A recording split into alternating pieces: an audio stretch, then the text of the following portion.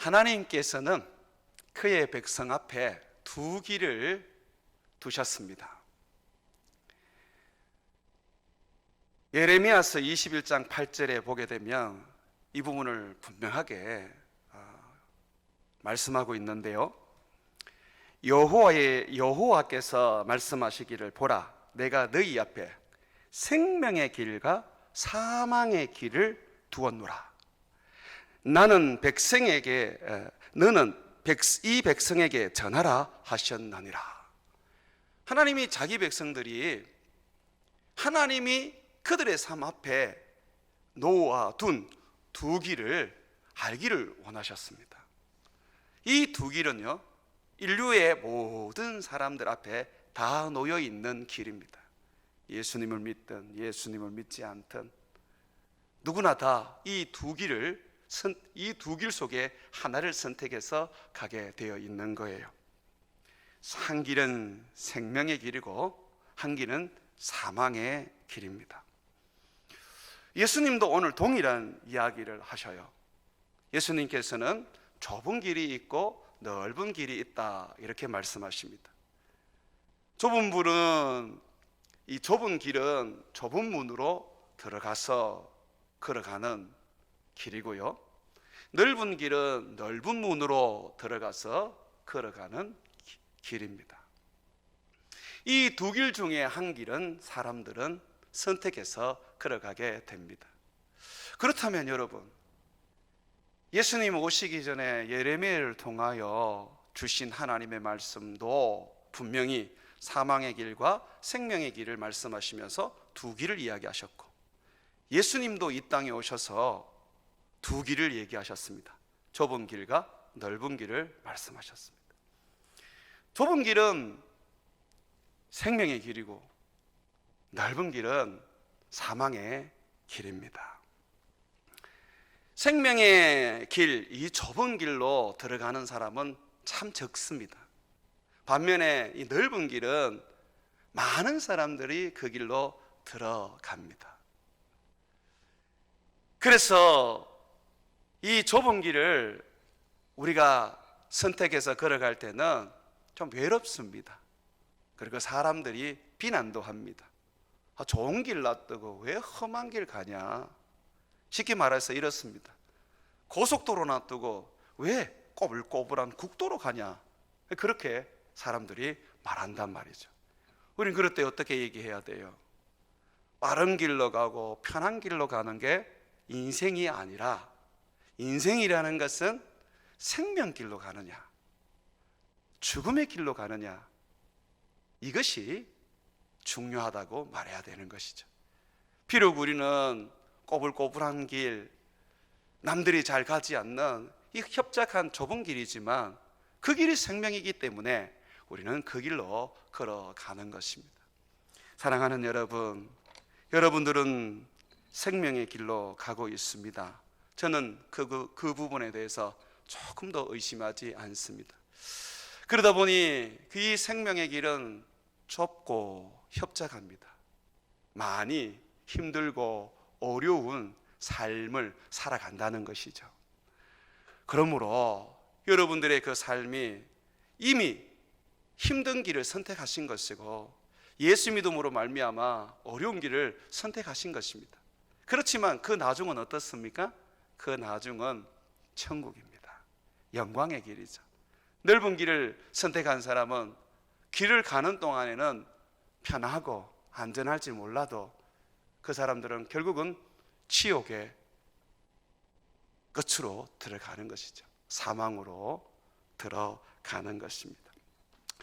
자, 이 길을 우리가 들어갈 때, 좁은 길을 들어가든 넓은 길을 들어갈 때 반드시 문을 열고 들어가야 됩니다. 오늘 말씀 한번 보십시오. 13절에 보니까 좁은 문으로 들어가라. 멸망으로 인도하는 문은 크고 그 길은 넓어 그리로 들어가는 자가 많고.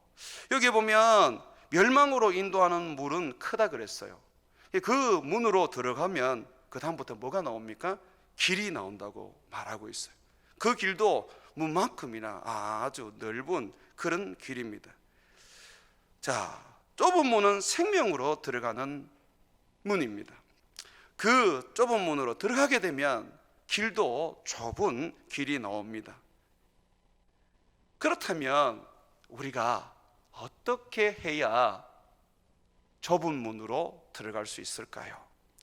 좁은 길을 선택하려면 반드시 먼저 좁은 문을 선택해야 됩니다. 넓은 문을 선택하고 좁은 길로 갈 수는 없어요. 좁은 문으로 들어가 놓고 넓은 길로 갈 수도 없어요. 좁은 길로 가려면 반드시 좁은 문으로 들어가야 하고, 넓은 길로 가려면 넓은 문으로 들어가야 하는 것입니다. 생명으로 들어가는 문, 이 좁은 문은 무엇을 가리키는 것일까요? 성경은 예수님이다, 그렇게 말하고 있습니다. 요한복음 10장 7절과 10절에 보게 되면, 그러므로 예수께서 다시 이르시되 내가 진실로 진실로 너희에게 말하노니 나는 양의 문이라. 나보다 먼저 온 자는 다 절도요 강도니 양들이 듣지 아니하였느니라. 내가 문이니 누구든지 나로 말미암아 들어가면 구원을 받고 또 들어가며 나오며 꼴을 얻으리라. 도둑이 오는 것은 도둑질하고 죽이고 멸망시키려는 것뿐이요 내가 온 것은 양으로 생명을 얻게 하고 더 풍성히 얻게 하려는 것이라. 예수님은 양의 문이에요. 양들이 양우리에 들어갈 수 있는 그 출입문이라는 것이죠. 여러분, 이 양우리는 아버지의 품을 말하고 천국을 말하는 것입니다. 우리가 읽었던 말씀에 그렇게 되어 있지요. 내가 문이니 누구든지 나로 말미암아 들어가면 구원을 받고, 예수님을 통과하면 구원을 얻는다고 말하는 것입니다. 생명으로 들어가는 문은 바로 예수 그리스도입니다. 자, 그렇다면 여기에서 또 말하는, 오늘 본문에서 말하는 좁은 길은 무엇을 의미할까요? 좁은 길은 우리 인간의 행위를 말하는 것일까요? 믿음이라는 그 문, 예수님이라는 그 문을 우리가 이제 통과하고 난 다음부터는 잘 살아야 되겠죠. 바르게 살아야 되겠죠. 거룩하게 살아야 되지 않겠습니까? 이미 구원을 얻었으니까. 그렇다면 그 길이라는 것은 우리의 행위, 어떤 우리의 헌신을 말하는가요? 성경은 아니라고 말합니다. 요한복음 14장 6절에 보게 되면 예수께서 이르시되 내가 곧 길이요 진리요 생명이니 나로 말미암지 않고는 아버지께로 올 자가 없느니라. 생명으로 들어가는 문, 좁은 문도 예수님이고, 또한 그 문을 통과해서도 목적지까지 가야 할 그 좁은 길도 바로 예수 그리스도입니다. 다른 길은 없습니다. 예수님을 믿고 또 예수님을 믿고 난 다음에 한결같이 성경은 너희는 예수님을 힘입어 살아야 돼라고 말합니다. 구원을 얻을 때도 예수님이 우리에게는 절대적으로 필요하고, 구원을 얻고 난 다음에도 우리는 절대적으로 예수님을 힘입어 살아가야 하는 것입니다. 그래서 이걸 믿음이라 그러는 거예요. 믿음이라는 것은 다시 말씀드리지만 예수를 힘입어 사는 것이고, 예수를 붙잡고 사는 것이고, 예수를 의지하여 사는 것이고, 예수를 붙잡고 사는 것입니다. 이걸 잊으면 안 돼요. 우리는 구원을 얻을 때도 예수님을 믿고요, 구원을 얻고 난 다음에도 우리가 걸어가야 할 그 길을, 그 좁은 길을 예수를 힘입는 믿음으로 살아가야 하는 것입니다. 많은 분들이 구원은 예수님의 이름으로 얻어놓고 구원 이후의 삶은 율법으로 살고 도덕으로 살고 자기 의로 살고 자기 열심으로 산단 말입니다. 그것이 지금 잘못된 거예요. 우리는 처음부터 끝까지 예수님이 필요합니다. 그것을 예수님께서 항상 기억하라고 우리에게 하나의 의식을 주셨는데 그것이 성찬입니다. 1년에 우리 교회도 한 2차례 또는 한 3차례 정도 성찬을 하는데, 성찬을 하는 이유가 뭐냐면 우리가 떡을 나누면서 이것은 예수님의 몸을 기념하는 거다. 또 이 포도즙을 나누면서 이거는 예수님이 흘리신 피를 기념하는 거다라고 하면서 다시 예수님을 우리가 생각하고 우리를 위하여 죽으시고 십자가에서 죽으시고 피 흘리신 예수님을 다시 우리가 돌아보는 것입니다. 그런데 그걸 먹는단 말이죠. 눈으로 기념하는 게 아니라 입으로 먹는다 이 말이죠. 왜 입으로 먹고 마시느냐면 우리는 예수님을 먹고 마셔야 합니다. 예수님을 붙잡고 예수님을 의지하고 예수님의 이름으로 살아야 한다는 것을 보여주는 것이죠. 구원은 예수님의 이름으로 얻어놓고 구원 이후의 삶은 자기의 이름으로 살아가는 사람들은 참으로 어리석은 사람인 것이죠. 예수님께서 오늘 말씀하시는 데는 이 말씀하시는 이 좁은 문, 좁은 길은 우리에게 큰 어떤 깨달음을 줍니다. 문은 어떻습니까? 그냥 열고 들어가 버리면 돼요. 구원은 그토록 쉽습니다. 그냥 예수님을 믿어버리면 되는 거예요. 예수님을 나의 주인으로 영접해 버리면 돼요. 사람이 마음으로 믿어 의에 이르고 입으로 시인하여 구원에 이른다라고 말씀하고 있죠. 그냥 믿어버리면 돼요. 그런데 예수님을 믿고 난 다음에 우리가 천국 갈 때까지의 그 삶은 길과 같습니다. 이스라엘 백성들이 40년간 광야의 험한 길을 걸었던 것처럼 우리의 인생의 길도 험하고 고단한 길과 같습니다. 그래서 예수님께서는 문을 하나 얘기해 주시고 길을 하나 얘기해 주시면서 둘 다 좁은 문이고 좁은 길이죠. 이 두 가지를 얘기해 주시면서 너희가 그냥 문만 열고 그렇게 들어간다고 해서 될 일이 아니다. 문을 열고 너희들이 나를 믿음으로 구원에 이르렀다면 너희는 내 나라 올 때까지, 천국에 올 때까지, 내가 다시 이 세상에 올 때까지 너희는 끝까지 믿음으로 살아야 한다라는 것을 오늘 일깨워 주시는 부분입니다. 자, 예수님을 믿는다는 거 우리가 다시 한번 좀 정의를 했으면 좋겠습니다. 예수님을 믿는 것은 지적인 동의로 끝나지 않습니다. 제가 우리 청년들하고 가끔씩 구원에 대한 이야기를 나누면서 질문을 던집니다. 넌 예수님을 믿니? 그러면 예, 저는 예수님을 믿습니다. 그래요. 그럼 제가 두 번째로 묻습니다. 너는 예수님이 너의 주인이니?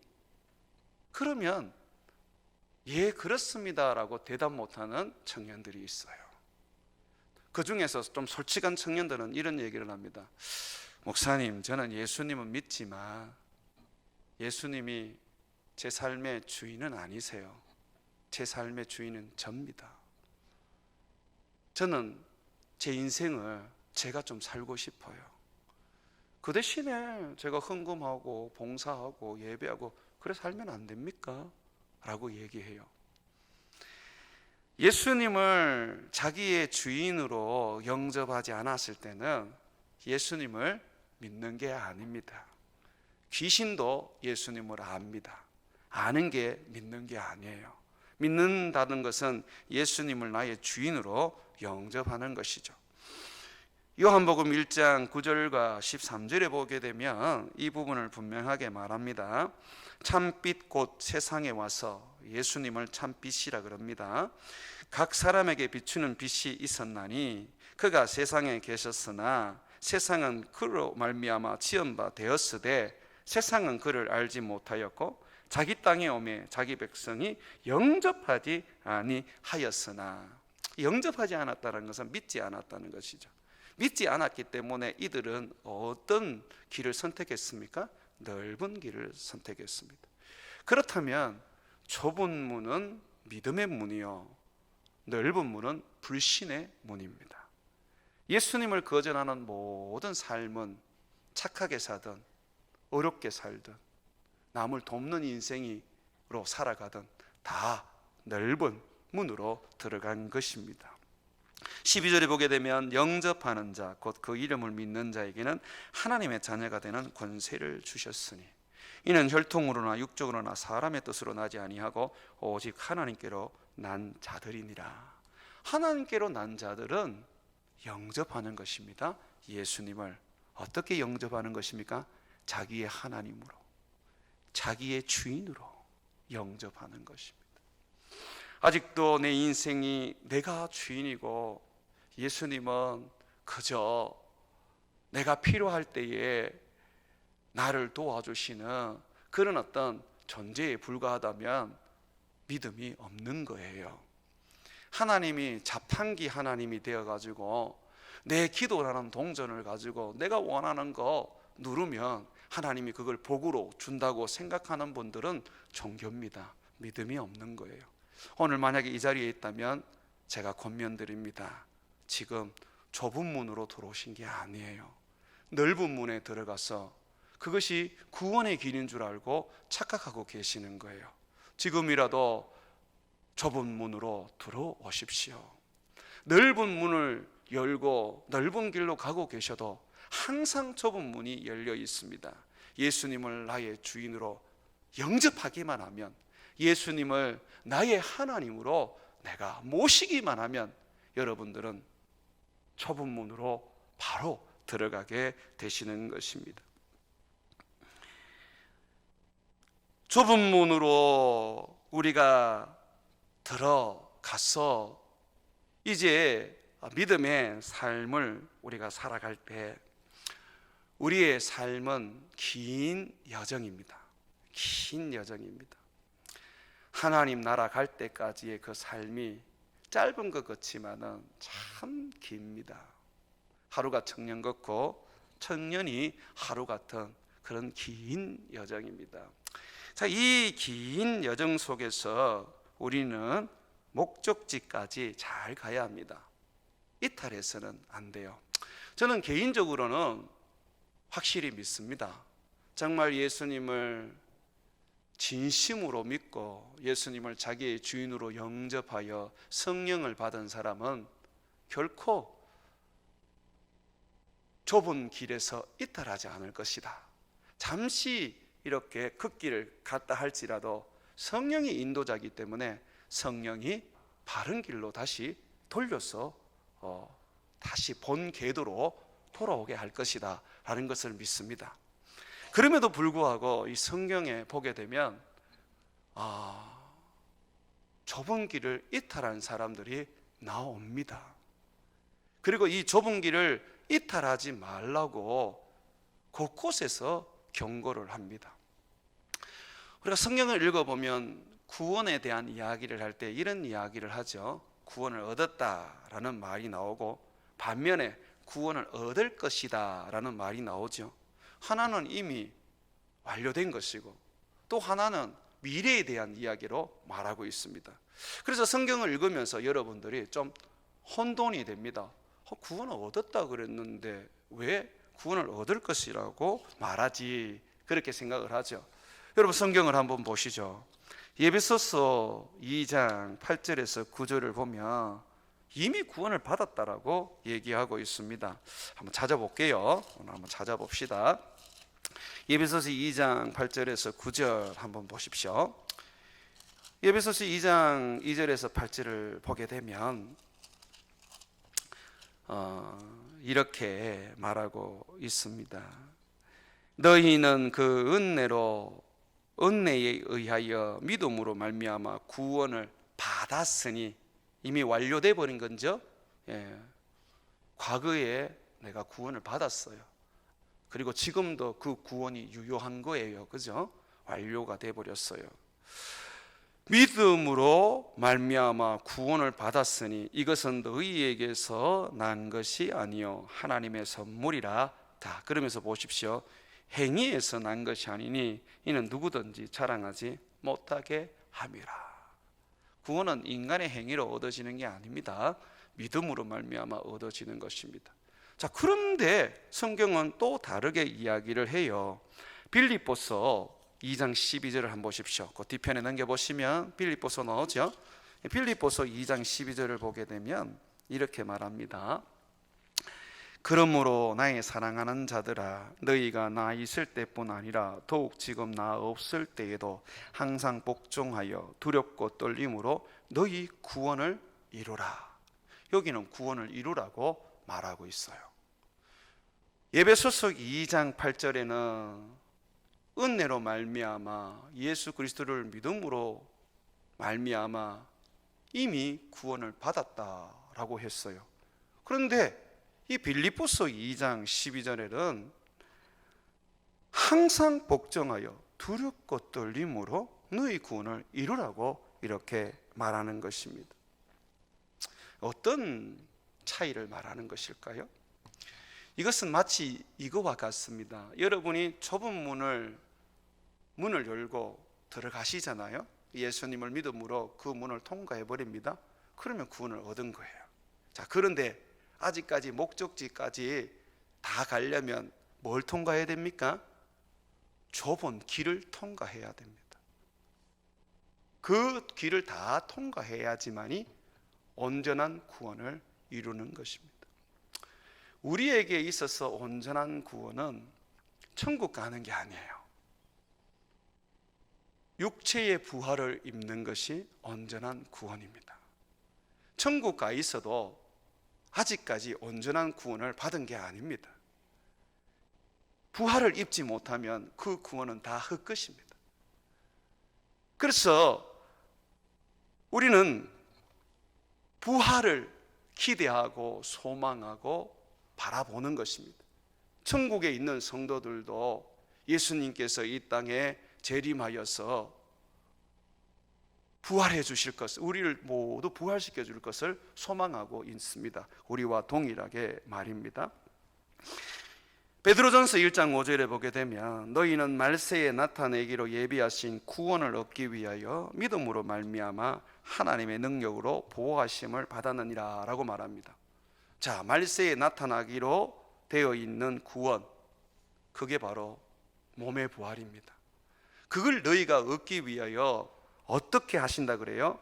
능력으로 보호하심을 받았느니라. 우리가 좁은 문을 열고 들어가기만 하면 그때부터 하나님이 우리를 그 능력으로 보호하십니다. 능력으로 보호한다는 게 뭡니까? 성령으로 우리를 보호하신다는 거죠. 성령으로 우리를 이끌어 가신다는 겁니다. 어떻게? 마지막 구원의 종착지에 도착할 때까지, 몸의 부활을 입을 때까지 우리를 눈동자같이 지키시고 잘못된 길로 가더라도 다시 우리를 바로잡아 옳은 길로 인도하시는 것이죠.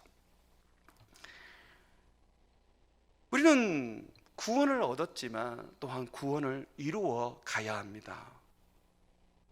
구원을 이루어 간다는 것은 결국 우리의 길을 인도하시는 성령께 우리의 삶을 복종시킨다는 것입니다.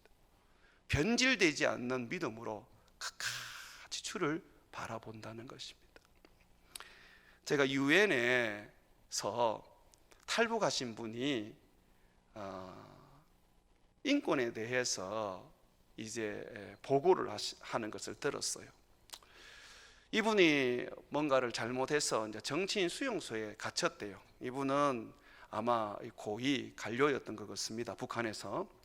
이 북한 정치 수용소에 갇혔는데 거기 보니까 사람들이 아무도 접근하지 못하게 하는 그런 아주 죄인 중에서도 아주 중죄인으로 취급받던 그런 사람들이 있더래요. 여기 다른 죄수들도 그 사람들 가까이 가지를 못하게 한대요. 그들에게는 옷을 주지 않는답니다.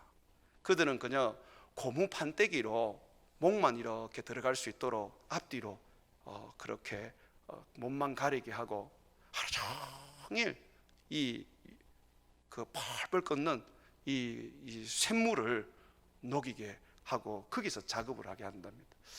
그 뜨거운 데서 그냥 큰 어떤 그런 보호 장비를 갖추지 않고 일을 하다 보니까 이 사람들이 어떤 관절이나 이런 모든 이렇게 몸이 녹아버렸대요. 키가 한 160 정도 되는 사람은 녹아버리면 한 150 정도 이렇게 되는가 봐요. 진짜 이렇게 보니까 몰골이 반지의 제왕에 나오는 이 골룸과 같은 그런 모습인 거예요. 그 사람들이 무슨 죄를 지었느냐 나중에 알아보니까 예수 믿는 사람들이라는 거죠. 예수 믿는 사람들. 예수 믿는 사람들은 북한에서 이제 잡히게 되면 그런 아주 무서운 그런 어떤 처벌을 받게 됩니다. 자기가 하루가 이렇게 가까이서 들어보니까 지금이라도 너희가 예수를 부인하고 너희가 김정은이 그때는 뭐 김정일이겠죠. 수령님을 너희가 아버지로 받든다면 너희를 살려줄 것이다 라고 그렇게 계속 회유하더라는 거죠. 그런데 어느 누구도 그 부분에 대해서 한마디도 그렇게 하겠다 하는 사람이 없더래요. 자기가 그런 생각이 들더래요. 그때는 예수님을 믿지 않았는데 저 사람들은 뭐야, 저렇게 고통스럽게 사는데 그냥 잠시 내가 예수님 안 믿는다 하면 될 것을 도대체 저 사람들은 뭔데 저렇게 고통을 받으면서 끝까지 자기 이 신을 믿고 신앙을 지키는 거야 하는 생각이 들더래요. 저 광신자들이 아니야 이런 생각이 들더라는 것이죠. 그러면서 자기가 나중에 예수님을 믿고 난 다음에 그분들이 얼마나 굉장한 믿음을 가지고 있는지를 알게 된 거예요. 그래서 이 유엔에서 어떤 인권에 대하여 이제 어떤 고발을 할 때 그 예수 믿는 사람들, 그 정치수용소에서 그렇게 고통받는 사람들에 대하여 증언을 했던 것입니다. 여러분, 그분들이 왜 그렇게 살죠? 그냥 잠시 아이고 예수님 모릅니다 하고 잠시 예수 안 믿다가 그 마음으로 믿으면 될 거고 나중에 좀 좋아지면 그렇게 또 자기가 신앙생활 하면 되지 않습니까? 예전에 그 평양의 그 교회들은 예수님을 부인하는 것은 배교요. 배교는 곧 믿음의 길에서 이탈되는 것이라고 가르쳤습니다. 그래서 주기철 목사님이 이제 그 일제시대에 옥살이 하다가 죽으셨잖아요. 그분의 그 글들을 보면 그 옥살이 하면서 그 신문 받는 게 너무 고통스러우셨대요. 그래서 이 신문 받으러 가다 보면 너무 무서워서 자기도 모르게 막 그냥 막 거기에 주저앉고 그러신대요. 그런데도 불구하고 그분의 기도에 보면 주님, 제가 절대로 주님을 부인하지 않게 해주십시오. 제가 주님 모른다고 해서 지옥 가지 않게 해주십시오. 내가 끝까지 주님 믿는 믿음 지켜서 주님 계신 저 천국 들어가게 해 주십시오 라고 그렇게 기도를 했던 것이죠. 그것도 지금 남아있잖아요, 그죠? 오늘 말씀으로 한번 보십시오. 두렵고 떨림으로 너희 구원을 이루라고 말합니다. 그 너희 믿음의 길에서 이탈하지 말라고 가르치고 있습니다. 우리의 그 길에서 예수님은 우리의 보호자가 되시고 우리의 인도자가 되지만 우리가 예수님을 믿지 않고 우리가 예수님을 던져버린다면 어찌 예수님이 우리를 도울 수 있고 어찌 예수님이 우리를 보호할 수가 있습니까? 한 번 구원은 영원한 구원이라는 말은 예수님을 믿을 때나 맞는 말이지, 내가 예수님을 믿지 않는데 내가 예수님을 떠났는데 어찌 그 사람에게 그 구원이 유효하다고 말할 수 있겠습니까? 어찌 보면 처음부터 구원을 받지 못한 것이죠. 성경에는 그러한 사람들이 제법 많습니다. 초대교회의 7 집사 중에 하나였던 니골라, 나중에 이단이 되어버리고 교회의 원수가 되어버렸습니다. 초대교회의 7 집사를 뽑을 때에 그 조건이 뭐였어요? 성령에 충만한 사람, 지혜에 충만한 사람 아니었습니까? 그렇다면 니골라는 어찌 보면 성도들이 볼 때는 성령에 충만한 사람이었습니다. 그런데 그 사람은 나중에 이단이 되어버렸어요. 믿음의 길을 탈선해버린 것이죠. 여러분 성경을 읽어보시면 데마라는 사람이 나와요. 바울의 제자인데 얼마나 이 사람이 바울과 함께 열심히 선교를 했는지 몰라요. 그런데 나중에 이 바울이 디모데에게 편지를 보내는데 데마가 세상을 사랑해서 믿음의 길을 탈선했다고 말하고 있습니다. 디모데후서 4장 10절과 11절에 보게 되면 데마는 이 세상을 사랑하여 나를 버리고 데살로니가로 갔고 그레스게는 갈라디아로 디도는 달마디아로 갔고 디도도 세상을 사랑해서 달마디아로 갔는지 그리스게도 세상을 사랑해서 갈라디아로 갔는지는 모르겠는데 데마는 분명히 말합니다. 이 세상을 사랑하여 나를 버렸다라고 말합니다. 잠시 바울을 버릴 수가 있는데 성경에 기록된 것을 보니까 예수님을 덩지고 배교했던 것입니다. 그런데 이거는 예수님께서 이미 예언해 주셨던 말씀 아닙니까? 예수님께서 씨 뿌리는 비유를 통해서 이런 얘기를 하셨어요. 씨 뿌리는 자, 이 말씀을 심는 분이죠. 이 씨 뿌리는 자가 와가지고 씨를 뿌리는데 이 씨가 들어는 길가에 떨어지고 들어는 돌밭에 떨어지고 들어는 가시떨기에 밭에 떨어졌다. 그리고 들어는 좁은 밭에 떨어졌다라고 말합니다. 그런데 이 밭들이 한 4개 나오잖아요. 여기에서 결실을 한 밭은 딱 하나밖에 없습니다. 옥토밖에 없습니다. 길가의 밭은 마음이 너무 딱딱하여 말씀을 받아들이지 않았습니다. 그래서 새가 와서 그 말씀을 먹어버렸다 그랬어요. 사탄이 그 말씀을 가져가 버렸지요. 그리고 돌밭에는 말씀을 심겨졌는데 그게 뿌리를 깊이 못 내렸죠. 돌이 있으니까. 잠시 기쁨은 있었지만 핍박이 오니까 예수님을 배교해 버렸습니다. 가시밭은 어떻습니까? 땅은 좋았지만 가시가 이 씨를 가로막아서 제대로 자라지 못했습니다. 예수님은 그 가시를 뭐라 그랬습니까? 예수님은 그 가시를 세상의 염려와 재물의 유혹이라 그랬어요. 세상의 염려가 믿음의 탈선을 가져오게 만듭니다. 재물의 유혹이 믿음의 탈선을 가져옵니다. 그래서 예수님께서는요, 두 주인을 섬길 수 없다. 그 두 주인이 누굽니까? 하나님과 물질을 같이 섬길 수 없다 그러셨어요. 하나는 더 사랑하고 하나는 미워한다 그러셨지요. 그래서 너희 재물을 팔아서 가난한 자에게 나누어 주고 너희는 나를 따르라고 말씀하셨습니다. 그것이 좁은 길이고 영생의 길이기 때문에 그렇지요. 길가에 말씀이 떨어지고 돌밭에 말씀이 떨어지고 가시밭에 말씀이 떨어져서 잠시 이 돌밭이나 이 밭은 예수님을 믿는 듯 하지만 결국은 예수님을 떠나 결실하지 못했습니다. 구원을 얻지 못한 것이죠. 여러분 혹시나 나는 가시밭이야, 옥토가 돼야 될 텐데 그러면서 이 가시밭이 좀 열매는 맺지 못했지만 그래도 구원은 얻었어 라고 하신다면 성경의 말씀을 잘못 이해하고 있는 것입니다. 30배, 60배, 100배의 결실을 얻은 것은 옥토밭밖에 없습니다.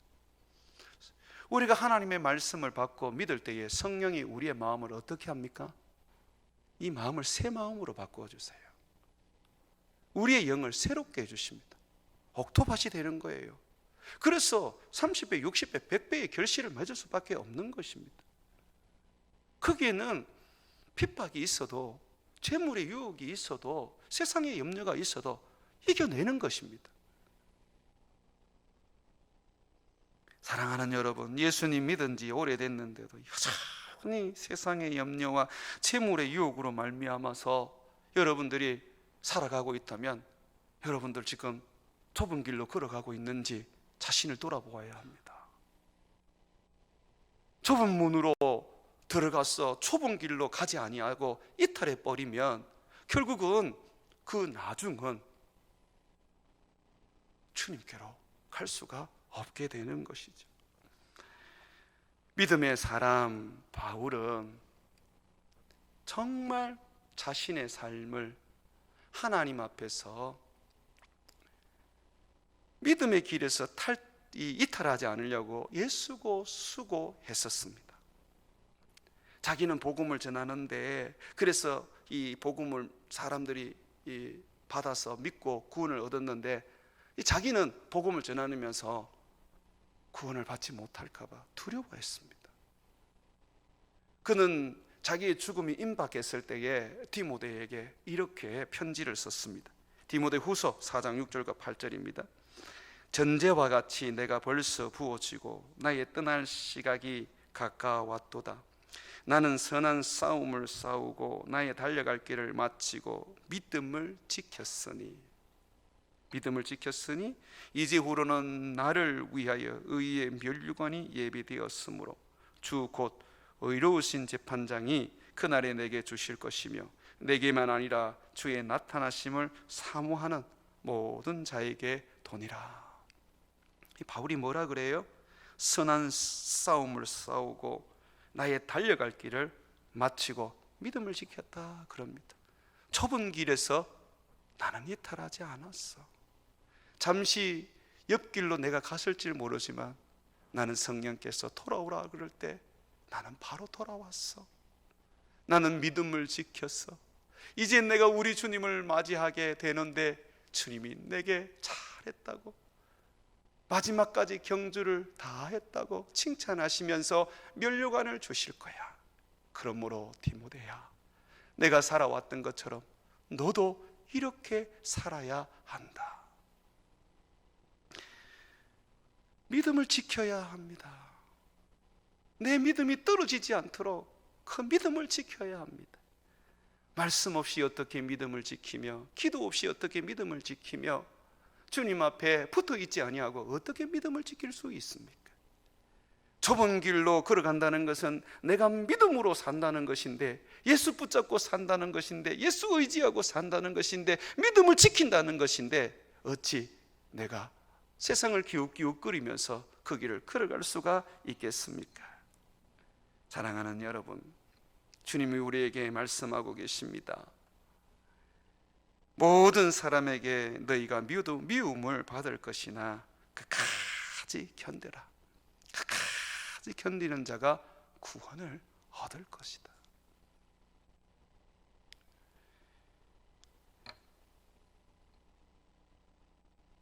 좁은 문으로 들어가 놓고 출발점은 좁은 문에서 시작했는데 결성점에 도달했을 때 그곳이 천국이 아니라면 도대체 우리는 뭐 때문에 예수님을 믿고, 뭐 때문에 핍박을 받으며, 뭐 때문에 세상의 그런 재물을 버리며 살아가는 것이죠? 이 땅에서 내가 누리지 못하고 이 땅에서 얻지 못하지만 저 천국에 가면 우리가 얻게 되고 누리게 될 것인데, 저 천국 썩어지지 아니하는 하나님의 나라가 내게 상속으로 주어질 건데 뭐 하려고 이 땅에 그렇게 목숨 걸고 그것을 붙잡으려고 아둥아둥 해야 하죠? 사랑하는 여러분, 좁은 길로 들어오셨습니다. 어찌 보면 여러분들이 3분의 1 지점을 통과하신 분이 있고, 어떤 분은 3분의 2 지점을 통과하신 분도 있고, 어떤 분은 거의 종점에 이르르신 분이 있을 것입니다. 저는 여러분에게 권합니다. 끝까지 믿음을 지켜서 주님 계시는 그 자리에 골인하십시오. 오늘 예수님께서는 좁은 문으로 들어가 좁은 길로 걸어가라고 말씀하십니다. 그 길이 협착하고 너무 어렵고 힘들다. 그래서 내가 너희에게 성령을 보내어 성령의 능력으로 너희를 보호하여 줄 것이다. 그러므로 염려치 말고 너희는 나를 믿는 믿음으로 끝까지 믿음의 완주를 하고 내가 너희에게 예비한 면류관을 쓰라고 말씀하고 있습니다. 사랑하는 여러분, 좁은 문으로 들어오셨습니다. 그렇다면 좁은 길로 걸어가셔서 완주하시기를 바랍니다. 데마 같이 또는 후메네오와 알렉산더처럼 믿음의 탈선을 하지 말고 끝까지 주님 계시는 마지막 피니시 라인에 이르시기를 주의 이름으로 축원을 드립니다.